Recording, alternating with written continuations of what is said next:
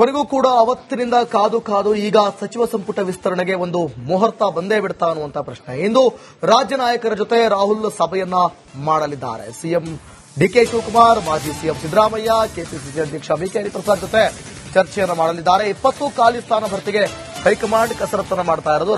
ರಾತ್ರಿ ಮೀಟಿಂಗ್ ನಲ್ಲಿ ಸಚಿವರ ಪಟ್ಟಿ ಫೈನಲ್ ಆಗಿದೆ ಅನ್ನುವಂತ ಒಂದು ಮಾಹಿತಿ ಸಿಗ್ತಾ ಇದೆ. ಸೊ ಕೊನೆಗೆ ಅಂತಿಮ ಆದ್ರೆ 2-3 ದಿನದಲ್ಲಿ ಪದಗ್ರಹಣ ಆಗುತ್ತೆ. ಆದ್ರೆ ಇವತ್ತು ಸಂಪೂರ್ಣವಾಗಿ ಸಭೆಯನ್ನ ಮಾಡಿ ನಿಮಗೆ ಫೈನಲ್ ಪಟ್ಟಿಯನ್ನ ಸಿದ್ಧ ಮಾಡೋದು.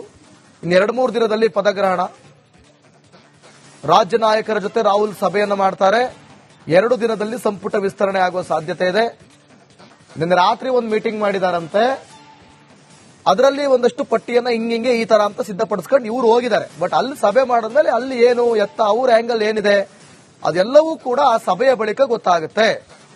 2-3 ದಿನದಲ್ಲಿ ಪದಗ್ರಹಣ ಸ್ವೀಕರಿಸುವಂತ ಸಾಧ್ಯತೆ ಇದೆ, ಪ್ರಮಾಣ ವಚನ ಸ್ವೀಕರಿಸುವಂತ ಸಾಧ್ಯತೆ ಇದೆ. ಅದೋಣ. ಇಲ್ಲಿವರೆಗೂ ಕೂಡ ದೆಹಲಿಯಲ್ಲಿ ಒಂದಷ್ಟು ಪ್ರೊಟೆಸ್ಟ್ಗಳಾಗ್ತಾ ಇತ್ತು. ಸೊ ಹಾಗಾಗಿ ಮುಂದೂಡಲಾಗಿತ್ತು.